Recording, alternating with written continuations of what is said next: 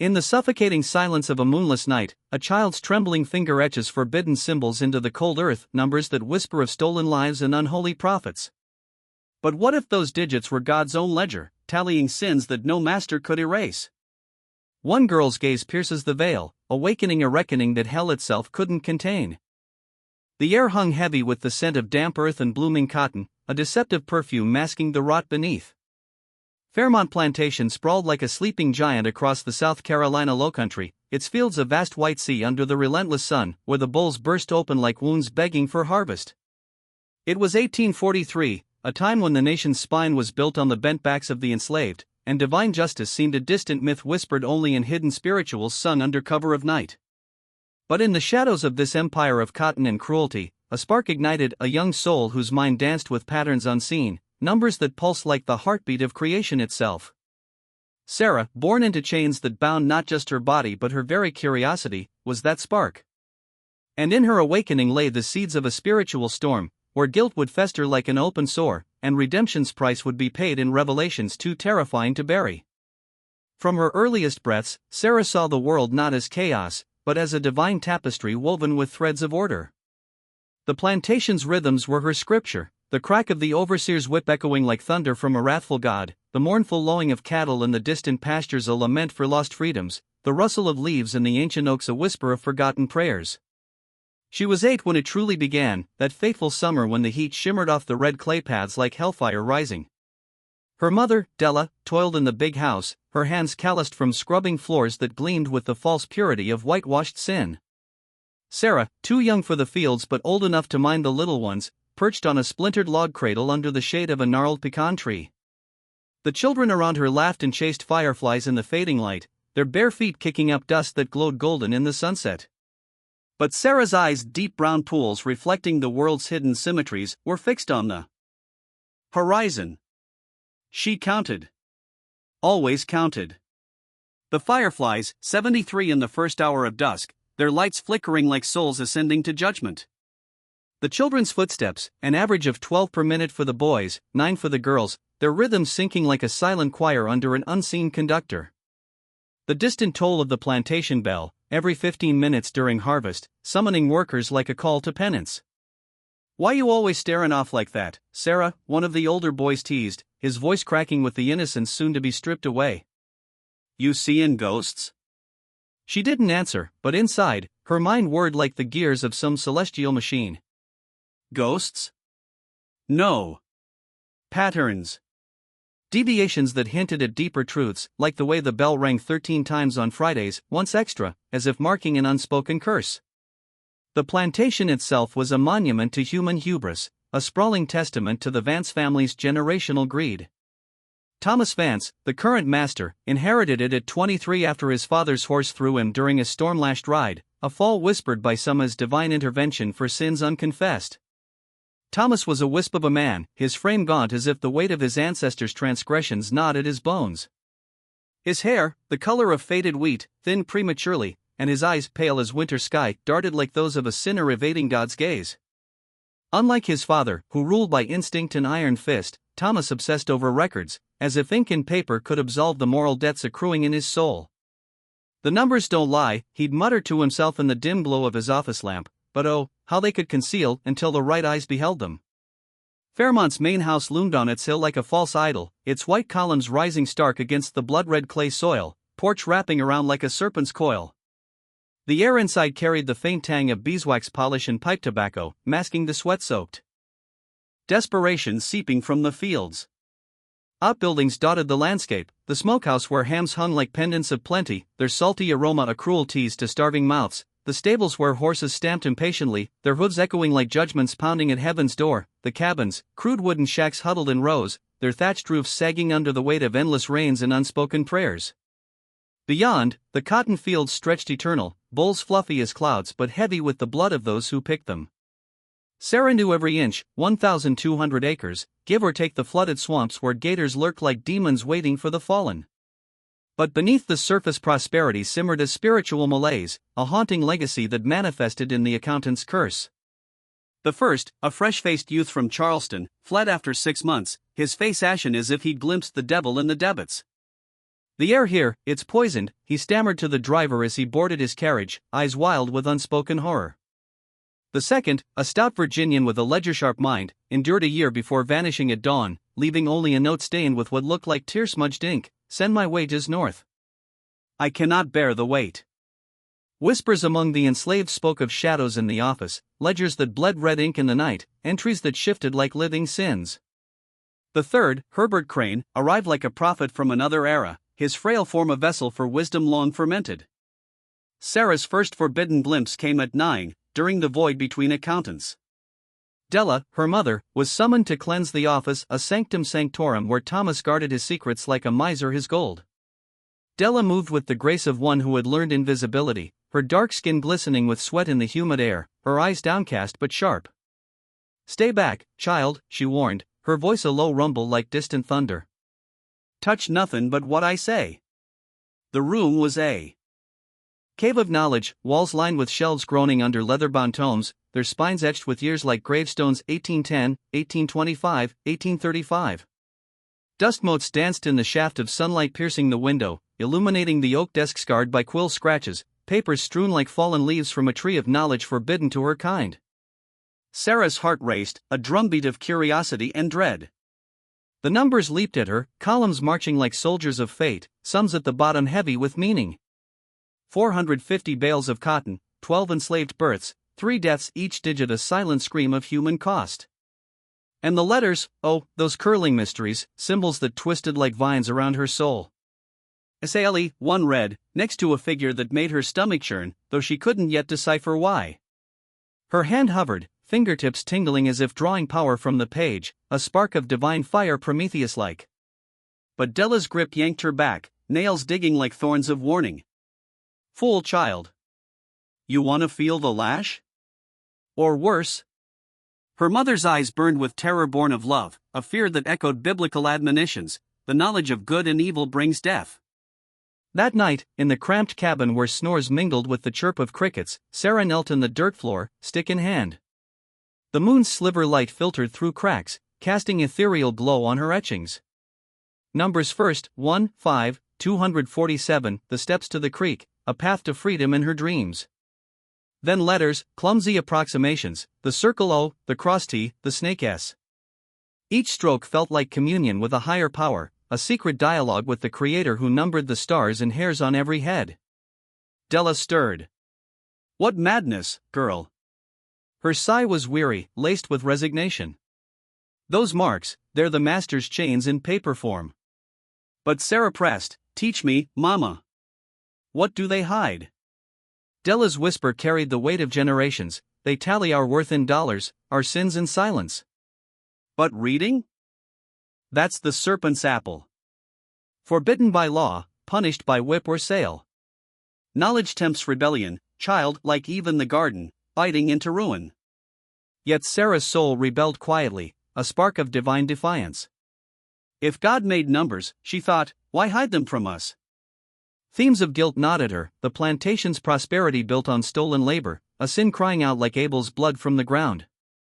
Redemption seemed a fairy tale, but in her counts, she sensed justice's slow grind, patterns of decay in the overseer's limp, the mistress's fabric orders every 43 days, harbingers of a house built on sand. Herbert Crane's arrival shattered the stasis. The carriage rattled up the drive on an October afternoon thick with falling leaves, crimson as spilled blood. Sarah, plucking chickens in the yard, feathers floating like lost prayers, watched him emerge. Ancient as Methuselah, 70-plus winters etched in his wrinkled skin, hair white as judgment's robe. His hands trembled like leaves in a storm, spectacles magnifying eyes that pierced souls. "Welcome, Mr. Crane," Thomas greeted, voice oily with need. "The ledgers await." Herbert's reply boomed steady, "Numbers reveal all, Mr. Vance, even what men wish hidden." The clerk's cottage became Sarah's new orbit when old Martha fell ill, her legs swollen like judgment's edict. "You'll deliver his meals," Della instructed. Eyes down, mouth shut. Twice daily, Sarah tread the path, 312 steps, winding through magnolias heavy with blooms that smelled of false sweetness. Knocks echoed hollow, trays deposited with curtsies. But Herbert noticed. Della's girl, he'd ask, voice kind as a psalm. Conversations bloomed, Count these glasses, 2 now, for later? Simple at first, then thorns of complexity, 60 minutes in an hour, for per walk, how many trips? 15, sir. His smile cracked like dawn, a mathematical soul, rare as manna. Nights deepened the bond. One moonless eve, insomnia drove Sarah wandering, feet leading to the cottage's glow. Herbert's voice pierced the dark, "Come in, child." Inside, books towered like Babel's remnants, fire crackling with warmth that belied the chill of secrecy. "You crave knowledge," he stated, eyes twinkling like stars. "Numbers and letters, the language of truth." Sarah's whisper, "Yes, sir." "More than breath." He nodded, a pact sealed in shadows. "Then learn we shall. But beware, this path echoes Eden's fall, where wisdom brings both light and curse." As lessons unfolded in stolen moments, Sarah's world expanded. Herbert taught addition as building altars, subtraction as divine pruning. Letters formed words, cotton beside 500, a harvest reaped in sweat and tears. Slave next to names, a ledger of souls commodified, each entry a nail in redemption's cross. Sensory details enveloped her, the scratch of quill on parchment like whispers of ghosts, ink's metallic tang mingling with Herbert's pipe smoke, the flicker of candlelight dancing shadows that seemed to form biblical scenes, Cain slaying Abel, Pharaoh's plagues upon the unrepentant. Emotionally, dread coiled like a serpent, empathy for her people's plight, curiosity burning like holy fire, reflection on sin's legacy. These numbers, Herbert murmured, tally more than profit. They indict. Sarah felt it, a spiritual chilling, as if the plantation's ground hummed with unrest, graves of the overworked stirring for justice. Patterns emerged, discrepancies in food rations, extra sales of workers vanishing in the night, hints of a deeper evil buried in the books. Guilt weighed on Thomas, his thinning hair a sign of inner decay, his eyes evading mirrors as if fearing his reflection's accusation. Psychologically, Sarah wrestled, her gift a double-edged sword, empowering yet endangering. Biblical symbolism infused her thoughts, her mind a burning bush, unconsumed yet revealing God's will. Divine retribution loomed, storms that flooded fields after harsh whippings, overseers' limp worsening. On Sabbath eves, as if heaven marked the unobservant. Redemption flickered distant, a hope that her knowledge might forge a key to chains, not just physical but spiritual.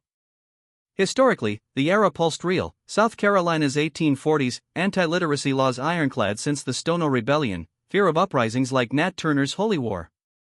Plantations like Fairmont thrived on cotton's kingly reign, but whispers of abolition grew north, a divine wind shifting. Sarah's story wove into this, her genius a quiet revolution. As Herbert's teachings deepened, suspense built, pauses in narration for breath, short sentences punching rhythm. "See this sum," he'd say. "It doesn't add." Sarah's heart pounded, mystery unfolding, fear gripping. What truth lay buried? A haunting legacy, perhaps a sin so grave it cursed the land, awaiting her decryption. In this awakening, Sarah transformed, from observer to oracle, her patterns now prophecies. The plantation's facade cracked, revealing moral rot. Empathy swelled for Della, whose warnings echoed like a mother's lament in Lamentations. Dread for discovery, curiosity's flame unquenchable. Reflection, was her hunger sin or salvation? The air thickened with spiritual tension, divine justice's shadow lengthening as numbers whispered their verdict. The candle's flame danced erratically, casting elongated shadows that clawed at the rough-hewn walls of the clerk's cottage, as if the darkness itself hungered for the light. Outside, the South Carolina night pressed close, thick with the chirp of crickets and the distant hoot of an owl, a nocturnal symphony underscoring the gravity of forbidden acts. It was 1841, an era when the Bible's teachings on obedience were twisted into chains, and curiosity was branded as original sin. In this humble abode, amid stacks of leather-bound tomes that smelled of aged paper and faint mildew, Herbert Crane extended his quivering hand, his skin translucent like parchment stretched over fragile bones. Sarah, her small frame taut with a mix of exhilaration and terror, clasped it firmly. The tremor in his grip mirrored the quake in her soul, a pact sealed not in blood, but in the ink of destiny, promising knowledge that could redeem or condemn. Herbert's eyes, magnified behind thick lenses to resemble ancient orbs of wisdom, held a sorrowful gleam. "I see it in you, child, the same fire that burned in my Clara's gaze." His voice cracked like dry leaves underfoot, carrying the weight of 40 years' regret. Clara, his daughter, had been a beacon snuffed out too soon, brilliant, impoverished, female in a world that deemed such minds unworthy. She withered at 15, her potential buried with her. I failed her, scrambling for scraps to feed us, no time to teach. Now, at death's door, I won't repeat that sin. Sarah's breath caught, the air heavy with the scent of burning tallow and Herbert's faint medicinal odor, camphor and laudanum to ease his aches. Teach me? But sir, the law. Her words trailed, echoing biblical prohibitions. Thou shalt not covet knowledge reserved for masters, lest ye invite the serpent's curse. Yet Herbert persisted, his tone a solemn vow. Reading, writing, arithmetic, accounting, sacred geometry.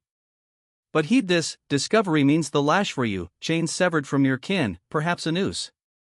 For me, ruin. In these lands, enlightening the enslaved is heresy against the order God supposedly ordained. Sarah's mind raced, patterns forming like constellations in the night sky she'd often studied from her cabin's dirt floor. Her mother's warnings rang like tolling bells. Curiosity is the devil's lure, drawing souls to perdition. But the pull was divine, a calling from the Creator who numbered the sands and stars. I accept, she whispered, her voice steady despite the storm within. In that moment, empathy swelled, for Herbert's lost daughter, for her own chained existence. Dread coiled like vines around her heart, curiosity a flame unquenchable, reflection on sin's shadow. Was this defiance against man, or fulfillment of heavenly design? Thus began the clandestine tutelage, a rhythm as precise as the plantation's harvest cycles, designed to evade the ever-watchful eyes of overseers and informants. Sarah slipped from her cabin under cover of varying shadows, midnight when the moon hung like a judgmental eye, or pre-dawn when fog cloaked the paths like a shroud of secrecy. The ground under her bare feet was cool and damp, textured with pebbles that bit like reminders of penance. She'd vary her route, through the whispering tall grass behind the smokehouse one night, skirting the stables where horses snorted softly the next. Herbert awaited, his frail form silhouetted against the single candle's glow, curtains drawn tight as confessional veils. The room's air was close, infused with the earthy aroma of ink and the subtle rot of old books, a sanctuary where spiritual illumination battled societal darkness.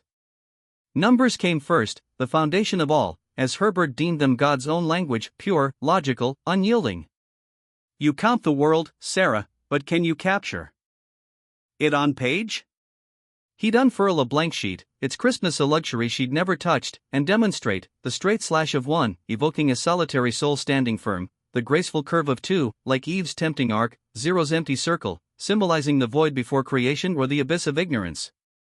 Sarah practiced on slate with chalk, erasable traces to guard their secret, her strokes improving from wobbly scratches to fluid forms.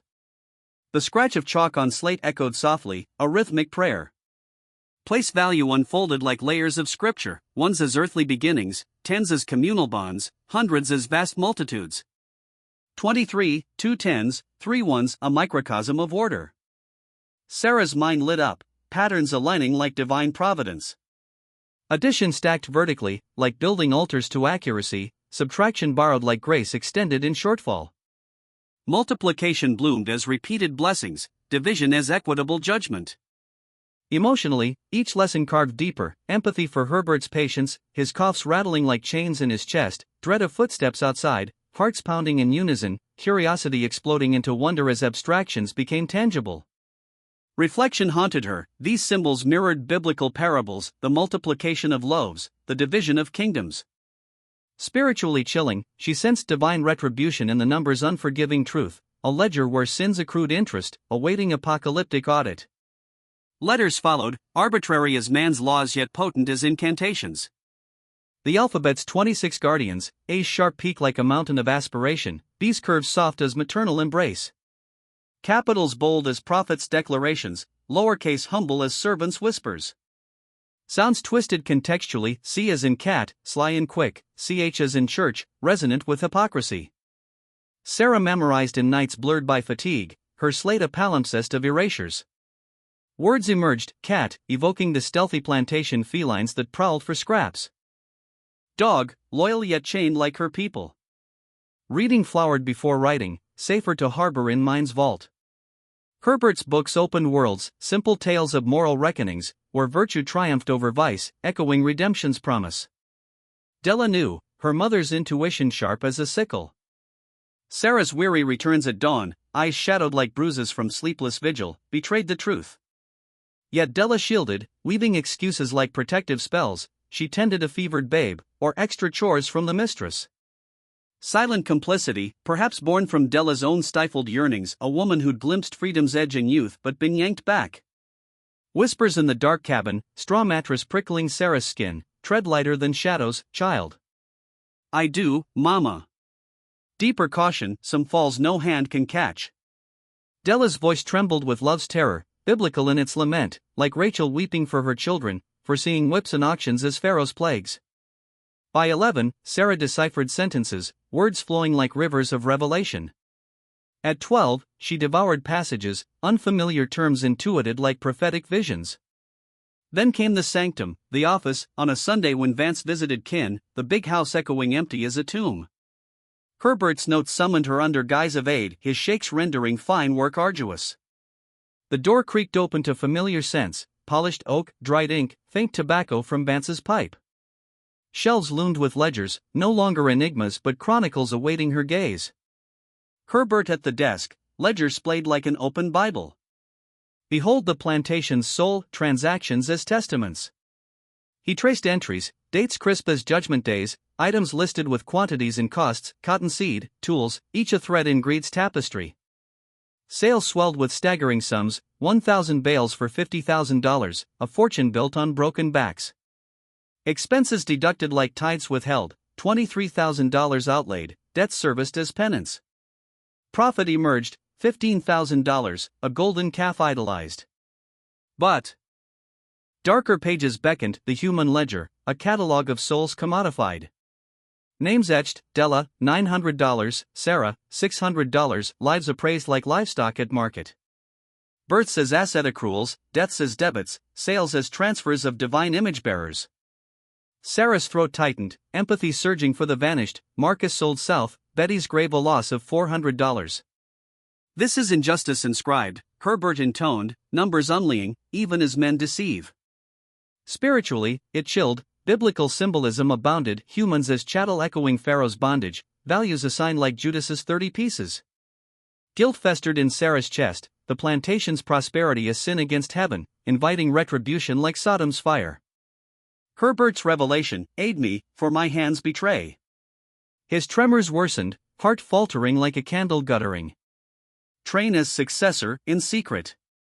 Vance's desperation, accountants fleeing a curse, whispers of irregularities disturbing the scrupulous. Discrepancies lurk, help unearth them. Months blurred in intensive immersion, filing systems as labyrinthine as Solomon's wisdom, cross-references linking ledgers like scriptural verses. Calendars cadence, planting as Genesis, harvest as reaping what's sown, perhaps judgment. Depreciation calculated as entropy's toll, projections as prophetic foresight. Sarah inked entries, mimicking Herbert's script, terrifying permanence, each stroke a potential betrayal. Sundays in the office, church bells distant as hypocritical sermons on submission. Patterns emerged, sinister as omens, plows purchased 15, sold 10, inventory 2-3 vanished unrecorded. Cloth excess, food surpluses unaccounted. Altered inks, thicker where erasures hid. Theft, Sarah deduced, 15 to 20% skimmed, $3,000 vanished. Timeline pinpointed, discrepancies post Crawford's hire, Vance's manager with his smug beard and calculating eyes. Herbert paled, dangerous truth. We gather proof, present is mine. But time betrayed. February 1844's frost gripped the land like death's hand. Sarah entered the unlocked cottage at dawn, pitcher heavy with water chilled as her foreboding. Silence profound, fire ashes cold as forgotten faith. Herbert slumped in his chair, ledger open, spectacles askew, peaceful in repose, cold in reality. Grief crashed like waves, mentor, seer, the one who saw her soul's worth. Final act, entries circled, Crawford's fraud flagged, note, show Vance. Alarm raised, household stirred, Vance muttered curses, doctor confirmed heart surrender. Burial in the cemetery, Pines whispering elegies, Sarah vowing, expose the sin, honor the gift. Yet delay ensued, no new accountant, rumors of curse-repelling hires. Overheard in the big house, Vance's frustration, no takers, Fairmont's taint spreads. The office locked, records festering like unconfessed guilt. Sarah's mind word, opportunity or trap? Divine justice hovered, patterns aligning toward revelation, redemption's dawn or retribution's storm. The pre-dawn hush enveloped Fairmont Plantation like a shroud, the air crisp with the scent of dew-kissed earth and the faint, acrid tang of smoke from dying hearth fires. It was 1844, a year when the South's cotton kingdoms stood as monuments to mortal ambition, their foundations cracked by the unspoken sins of bondage, echoes of biblical pharaohs who hardened hearts against cries for freedom. In this twilight realm, where stars faded like forgotten prayers, Sarah moved like a ghost through the mist, her bare feet silent on the worn path of red clay that twisted toward the office. Her shawl, threadbare and scented with lye from endless washings, wrapped tight against the chill that seemed to seep from the ground itself, as if the earth remembered the blood spilled upon it. At 12, she was no longer the wide-eyed child who'd first glimpsed forbidden symbols. Now, her frame bore the budding curves of womanhood, but her eyes, deep pools of resolve, held the weight of ancient wisdom, a soul burdened by knowledge that could forge chains or shatter them. The office door creaked open with a whisper, unlocked as promised, releasing the musty aroma of aged leather and ink dried in wells like congealed blood. Inside, the single candle Sarah lit cast flickering shadows that danced across shelves groaning under ledgers, tomes of testimony, each page a silent indictment of greed's arithmetic. The desk, scarred oak bearing the ghosts of quills past, held the day's transactions, receipts yellowed at edges, bills scrawled in hasty script, all awaiting her meticulous hand. This was her sanctum, a hidden altar where numbers served as sacraments, revealing truths man sought to bury. But spiritually, it chilled. These digits tallied not just profits, but the cost of souls, each enslaved life a debit in heaven's grand ledger, accruing interest toward divine retribution. Guilt lingered in the air like incense, a reminder that redemption demanded confession, and justice, like the plagues of Egypt, struck the unrepentant. Sarah's journey to this clandestine role began in the wake of Herbert's passing, that bitter February morning when frost rimed the windows like judgment's lace. The plantation mourned briefly, a superficial rite for a man deemed expendable, but Sarah's grief cut deeper, a raw wound echoing Job's lamentations. Herbert's final note, "Show Vance," burned in her memory, a prophetic command to unveil sin's veil. Yet weeks dragged on, the office locked like a sealed tomb, records piling like unburied debts. Overheard whispers in the big house revealed the crisis, no accountant dared the curse, rumors of hauntings and irregularities repelling even the desperate. Vance's voice, strained with frustration, carried through polished halls scented with beeswax and pipe tobacco. Weeks, months, planting season demands order, or chaos reigns come harvest. His wife's reply, cool as porcelain, a temporary hand, perhaps? Basic ledgers until a proper one arrives. But Vance scoffed, who? Trustworthy, numerate, versed in our ways, such souls are rare as manna. This void was Sarah's divine opening, a moment orchestrated by providence or peril. That evening, as Vance lounged on the wraparound porch, the air heavy with jasmine's seductive bloom masking the field's sweat-soaked toil, Sarah approached. The sunset painted the sky in hues of bruised purple and fiery orange, like heaven's warning of trials ahead. Her heart pounded a rhythmic dread, empathy for her mentor's legacy mingling with curiosity's fire and reflection on her peril. Was this hubris, like Babel's tower, or fulfillment of talents bestowed by the Creator? "Sir," she murmured, voice steady despite the tremor in her hands.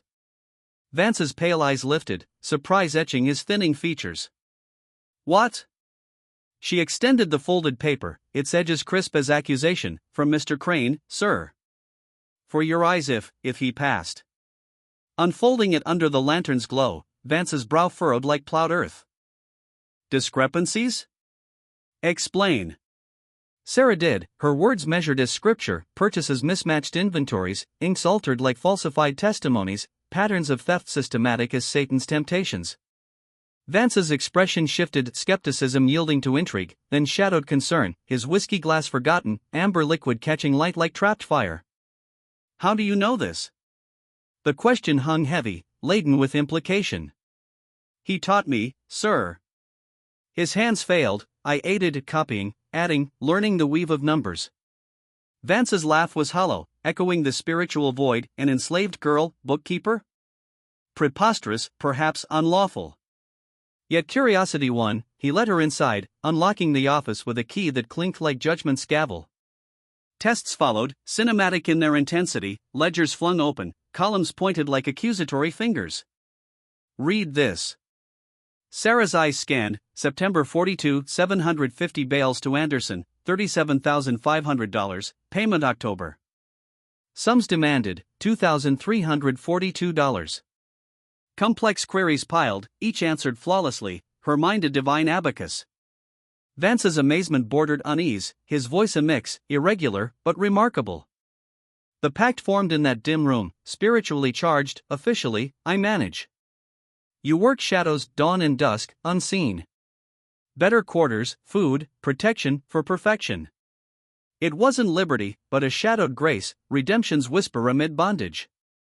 Sarah agreed, dread coiling, empathy for her mother's fears, curiosity for power's taste, reflection on sin, her education a forbidden fruit, potentially cursing all. Crawford's fall came swift, 3 days hence. Dismissed for philosophical differences, but Sarah knew, Vance probed, found the embezzlement's rot $3000 siphon like lifeblood from the land. A new manager, Robert Gray, arrived with Virginia's crisp accent and honest eyes, his boots tracking fresh mud into routines.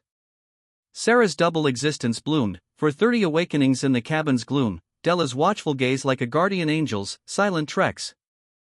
Through fog that clung like guilt, hours bent over ledgers, while scratching parchment with rhythmic precision, each entry a prayer for accuracy. Mornings ended by 6:30, slipping back to normalcy, helping Della polish silver that gleamed false as the master's piety, or mending linens scented with lavender to mask sweat's truth. Evenings mirrored, post-dinner when stars pricked the velvet sky like accusatory eyes. Vance sometimes lingered, his presence a spectral overseer. Why tools, not equipment? Cost threshold, sir, for depreciation, as Crane decreed. Projections queried, South 40 yield? Adjusted for rain, 1-inch excess yields 10 pounds more per acre. Vance's stare, uncanny. Emotionally, exhilaration warred with exhaustion, dark circles under eyes like bruises from spiritual wrestling. Empathy swelled for Della, whose improved cabin, wood floors, smokeless chimney, came at Sarah's sole cost. You're fading, child, Della whispered, her hands rough from labor yet tender. Ledgers steal your youth. Sarah's retort, they affirm my worth, beyond auction blocks. Reflection haunted, biblical themes of stewardship, talents buried or multiplied, her gift a parable unfolding, but with retribution's shadow if misused. Years flowed like the creek's relentless current. At 14, errors spotted instantaneously, invoices dissected like prophetic scrolls. 15, suggestions whispered, rotations optimizing soil like wise husbandry. 16, de facto command, Vance rubber stamping plans born of her calculations. Fairmont flourished, cotton fields vast as promised lands, yields biblical in abundance. Vance's repute soared, neighbors marveled at legendary ledgers, praising his acumen over brandy-scented dinners. Yet resentment simmered, dependence on owned flesh galled him, tests escalating like trials of faith. Wrong here? No, sir, verified thrice. Opinions sought beyond books, new seeds?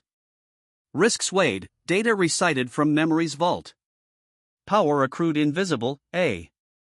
Spiritual chilling, knowledge's double-edged sword, empowering yet endangering, like Moses' staff turning serpent. Then James Fletcher arrived, spring 1847's harbinger of storm. Stevens retired, his limp a relic of wars past. Fletcher, 30ish, sharp as a reaper's blade, eyes piercing like divine scrutiny. His gaze latched onto Sarah immediately, not lustful, but predatory, dissecting anomalies. First encounter, linen basket in hand, jasmine heavy in air, Fletcher materialized like temptation's form. Della's girl? Duties? House help, sir. Appraisal cold, capable for 16, never feels? Unease prickled, patterns forming, he catalogued, a hawk circling prey. Weeks later, overheard through Gray's window, breeze carrying words like omens, why office visits at odd hours? Cleaning. Dawn and midnight? Irregular. Sarah's blood chilled, frost in veins, surveillance confirmed. Rumors sprouted like weeds, favoritism implying vice, whispers ugly as Cain's envy. Della raged, that snake endangers you. Sarah confided in Vance, evening lamplight casting his face in demonic relief. vary paths, skip days, elude patterns. But Fletcher persisted, shadows his domain, glimpses near stables, windows overlooking routes. Questions probed, preferential treatment? Vance's relation? Insinuations vile, spiritually damning, purity questioned like Mary's trial. Climax brood, Sarah's mistake the spark, late projections on land purchase, time slipping like sand in hourglass. Sunlight-pierced curtains, plantation stirring, voices distant as market calls. Door open to Fletcher's blockade, smile serpentine, early cleaning? Lies faltered, visitor expected. Counter, none noted. Retreat forced, door shut like tomb seal. Accusation, seen you writing ledgers. Denial crumbled, insinuations repulsive, companion with busy work? Della's intervention divine, Vance summons urgent. Fletcher departed, vow lingering, truth emerges. Explosion at dinner party, big house aglow with candlelight reflecting off crystal and silver, air thick with roast and cigar smoke.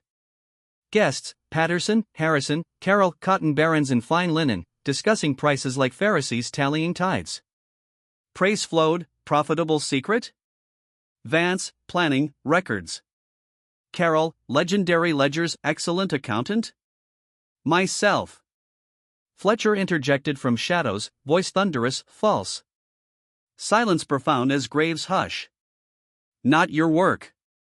The dining room chandelier swayed gently, its crystal prisms scattering fractured light across linen tablecloths stained with wine rings and the residue of half-eaten venison.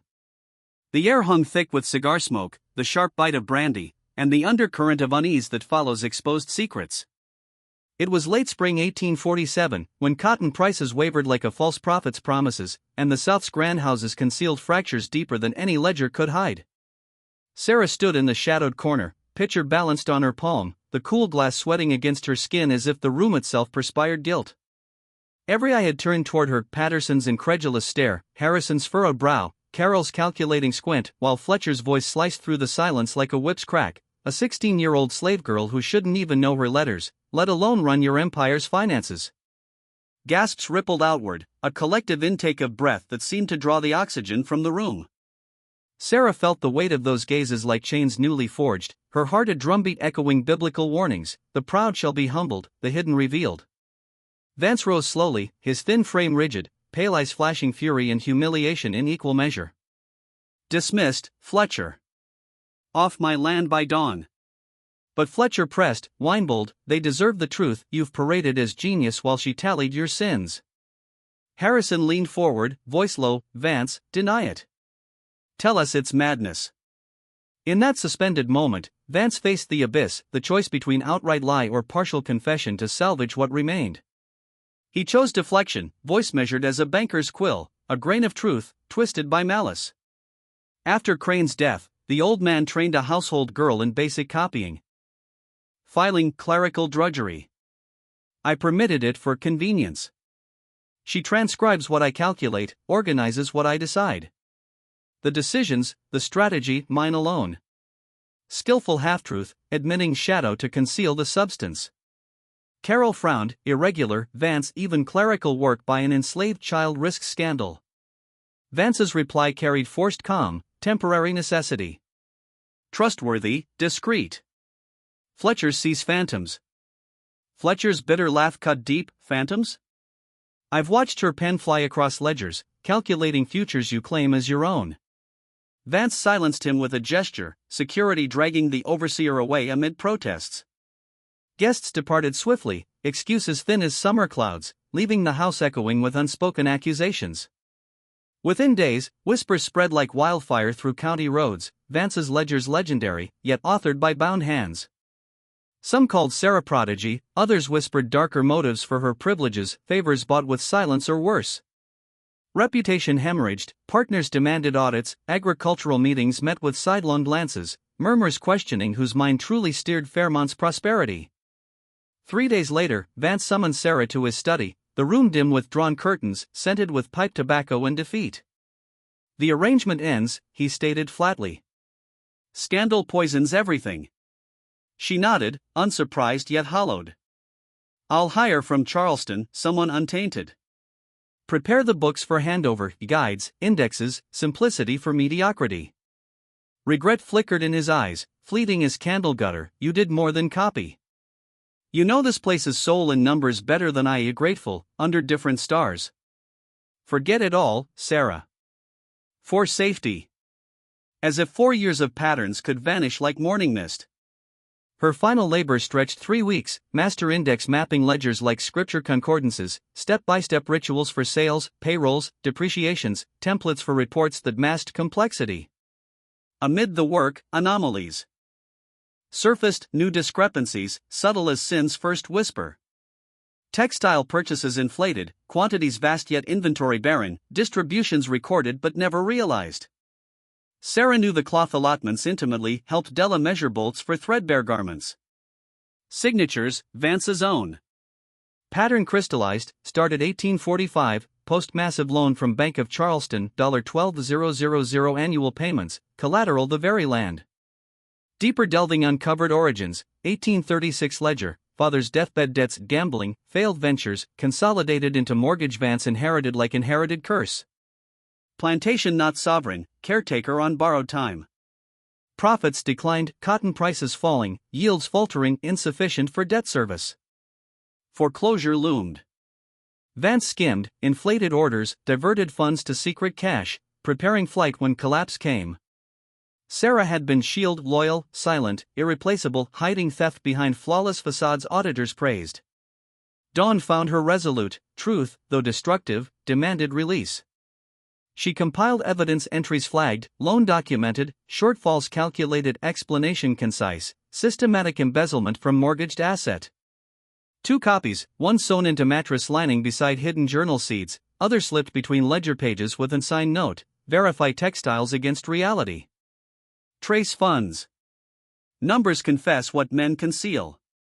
New accountant Richard Hayes arrived April's gray Tuesday, unremarkable, safe, oblivious to ghosts haunting the position. Vance presented his system, no mention of Sarah. Hayes reviewed 2 days in silence.